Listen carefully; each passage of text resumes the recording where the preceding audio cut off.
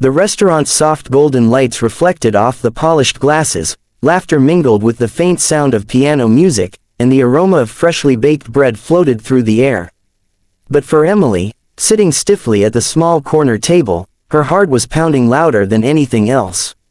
She smoothed down her second-hand dress, praying the tiny tear at the seam under her arm wouldn't show. Across from her, a little boy with wide brown eyes clutched her hand. He wasn't supposed to be here.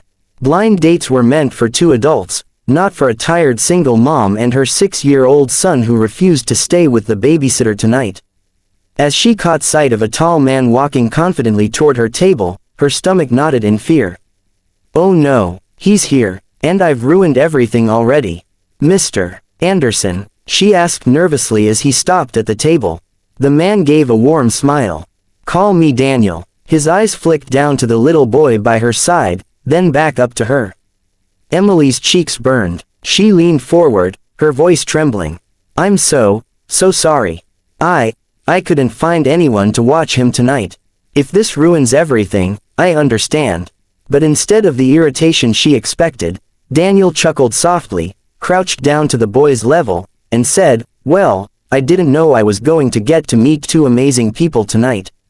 Emily blinked in shock, and just like that, a night she had been dreading took an unexpected turn. Emily's life hadn't been kind lately. 3 years ago, her husband walked out, vanished, really, leaving behind nothing but unpaid bills and a crumbling marriage certificate. She was left to raise their son, Noah, alone. Every day was a battle. Working 2 jobs, rushing between school pickups, trying to keep the electricity from being cut off. She had little time for herself, let alone dating. Her best friend, Clara, insisted she go on a blind date. You need a break, Em. You deserve someone who sees how amazing you are. Emily wasn't convinced, but after weeks of persuasion, she agreed. She didn't expect anything, certainly not romance, and definitely not while dragging her son along. Daniel, on the other hand, was the kind of man who looked like he had everything figured out. A successful CEO of a growing tech company, well-dressed, calm, confident. The complete opposite of Emily's chaotic, exhausted life. And yet, when he pulled out the chair for Noah and helped him sit down before sitting himself, Emily felt something she hadn't in a long time seen. Dinner unfolded in surprising ways. So, Noah, Daniel said with a smile, what's your favorite superhero? Spider-Man. The boy answered quickly, eyes lighting up. Good choice. You know, I used to climb walls too, except I usually just scraped my knees, Daniel laughed. Emily watched her son giggle uncontrollably, his shoulders relaxing. She hadn't heard him laugh that freely since his dad left. As the evening went on, she found herself easing too. Daniel didn't pepper her with judgmental questions about being a single mom. Instead, he asked about her dreams, her favorite books, what kind of life she hoped to build. But reality struck again as the check arrived. Emily's heart sank. She had barely enough money for her share, certainly not for a fancy meal. Before she could say a word, Daniel slid his card to the waiter. You don't have to, she started, but he interrupted gently. Let me. Tonight, I just want you to relax. Relax. The word felt foreign to her. The following weeks changed everything. Emily never expected to see him again. Men like Daniel didn't have time for single moms who showed up to dates with their children. But he called, then texted, then showed up at the small coffee shop near her work just to say hi. Slowly, carefully, he became part of her and Noah's life. He'd take them to the park, buy Noah ice cream, listen to Emily vent about her stressful job at the diner. He never treated her like a burden. But not everyone approved. You're being naive, Clara warned one night. Men like him don't stick around. You're setting yourself up for heartbreak. And Emily couldn't deny that fear. She had been abandoned once before. Every time Daniel held her hand or smiled at her son, she wanted to believe it was real, but deep down, the voice in her head whispered, why would someone like him ever want someone like you? Then came the hardest challenge. Emily's landlord gave her notice. She had 2 weeks to move out. The rent had been raised beyond what she could afford. She tried everything, calling shelters, asking for extra shifts, but doors kept slamming in her face. The night she broke down in tears on her small couch, Noah crawled into her lap. "Don't cry, Mommy. Mr. Daniel will help us." Emily shook her head. "Sweetheart, we can't depend on anyone but ourselves." But the next day, Daniel showed up at her work. He had heard from Clara about the eviction.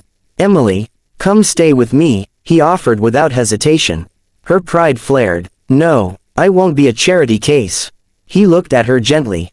"This isn't charity. This is me wanting you and Noah safe. You don't have to do everything alone anymore." Tears stung her eyes. For years, she had carried the world on her back, terrified of leaning on anyone. But here was someone asking her to trust him. Moving in with Daniel wasn't easy. Emily felt out of place in his luxurious home. She worried Noah would break something expensive. She worried she herself would break his perfect life. But Daniel never made her feel small. He encouraged her to take night classes for the graphic design career she had always dreamed of. He watched Noah during her shifts. He believed in her when she struggled to believe in herself. Of course, challenges still came. There were arguments, like the time she accused him of pitying her, or when she panicked after seeing him at dinner with a female colleague. But each time, he reassured her with patience. "Emily, I'm here because I want to be. Because I choose you." And slowly, painfully, she began to let herself believe him. The turning point came one stormy night. Noah had a fever, and Emily was frantic. The pharmacy was closing soon, buses weren't running, and her old car wouldn't start. Before she could spiral into panic, Daniel grabbed his keys.